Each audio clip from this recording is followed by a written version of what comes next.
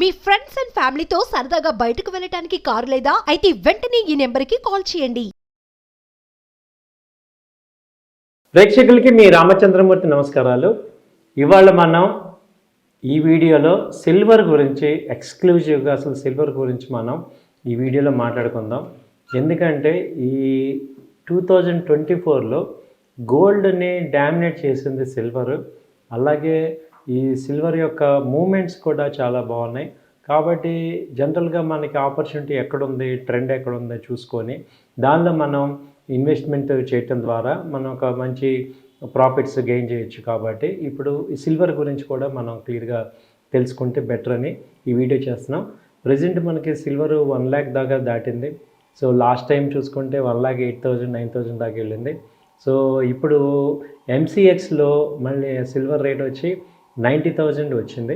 అయితే బయట మాత్రం 10% ట్యాక్సెస్ GST అని కలుపుకొని 1 lakh మీదే ఉంది సిల్వర్. ఇప్పుడు మన ఆర్నమెంట్ సిల్వర్ వచ్చి 1 lakh ఉంది.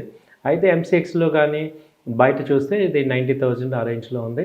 అసలు ఏంటి సిల్వరు, ఏం చేయాలి ఇప్పుడు, ఎక్కడ దాకా తగ్గచ్చు లేదా ఎక్కడ దాకా పెరగచ్చు, ఎక్కడ ఆపర్చునిటీస్ ఉన్నాయి ఏంటని చూసుకుంటే మనకి సిల్వర్లో ఎలా కనపడుతుందంటే జనరల్గా సిల్వర్ని మనం ఆర్నమెంట్స్కి వాడము, జస్ట్ ఒక నార్మల్ ఐటమ్స్ వాడతాం. అయితే ఇండస్ట్రియల్ యూసేజ్ ఎక్కువ ఉంటుంది సిల్వర్లో. మనకి ఇంట్లో సిల్వర్ ఏంటంటే ఈ చిన్న చిన్న ఐటమ్స్ చేసుకొని సిల్వర్ చూస్తాము.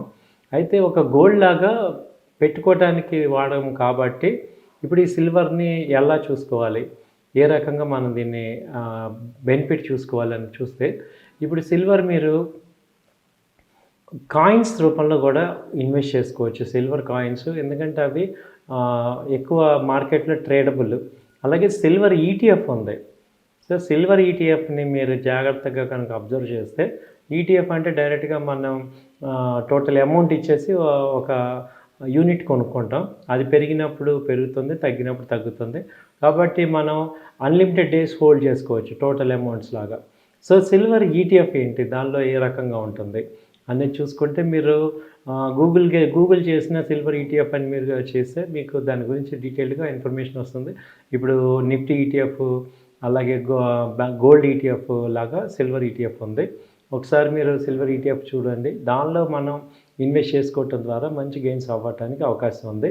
సో ఎందుకంటే సిల్వర్ ఈ మధ్య 10,000 పాయింట్స్ వితిన్ 1 వీక్ 10 డేస్లో అప్ అండ్ డౌన్ అవుతుంది. కాబట్టి దానిలో ఛాన్సెస్ మనకి ఎక్కువ ఉన్నాయి. అయితే ఇప్పుడున్న రేటుకి కొంత తీసుకోండి, ఆ తర్వాత డౌన్ అయినప్పుడు కొంత తీసుకోండి. ఎలా ఇన్వెస్ట్ చేయాలంటే టోటల్ అమౌంట్ ఇక్కడ పెట్టకూడదు. 30% మీరు ఎంతైతే అనుకుంటున్నారో దానిలో ఒక 30% దీనిలో ఇన్వెస్ట్ చేయండి. అయితే సిల్వర్ని నేను ఏం చెప్తున్నానంటే గోల్డ్ లాగా లాంగ్ టర్మ్ హోల్డింగ్ కాకుండా షార్ట్ టర్మ్ ట్రేడింగ్ పర్పస్కి మనకి బెటర్గా ఉంటుంది అనేది నేను చెప్పే అనాలిసిస్. ఎందుకంటే ఇది ఎక్కువ వాలటైలిటీ ఉంది కాబట్టి షార్ట్ టర్మ్లోనే చాలా బెనిఫిట్ ఉన్నాయి. సో ఇప్పుడు ఒక 1 month హారిజన్ చూసుకుంటే మనకి లాస్ట్ మంత్లో సిల్వర్ రేట్లు ఎలా పెరిగినాయని చూసుకుంటే ఇది మీకు అక్టోబర్ నవంబర్ నుంచి చూసుకొని మనం కనుక ఒక ప్యాటర్న్ ఎలా ఉంది సిల్వర్ ప్యాటర్న్ చూసుకుంటే 1 year బ్యాక్ 2024 ఇది 8వ నెలలో ఈ సిల్వర్ వచ్చి 81,000 ఉంది.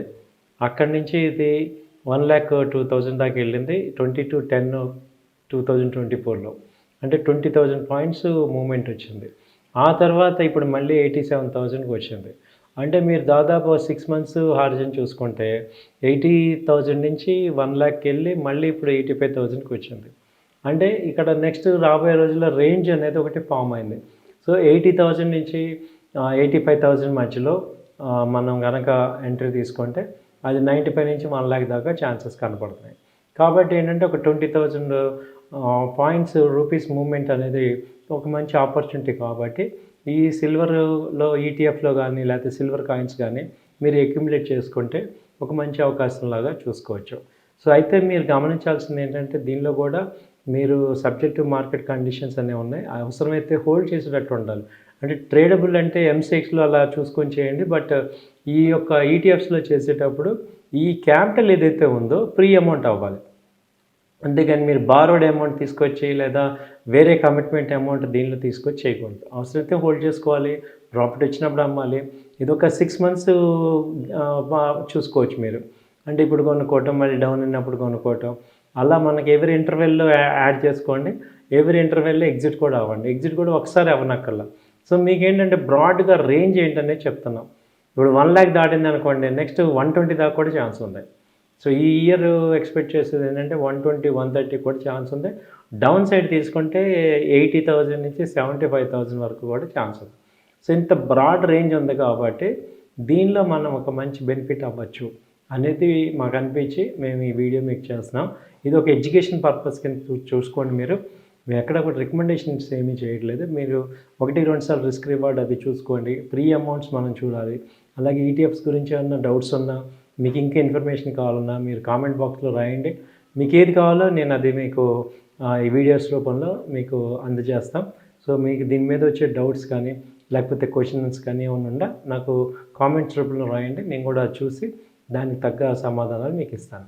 థ్యాంక్ యూ అండి. నమస్తే.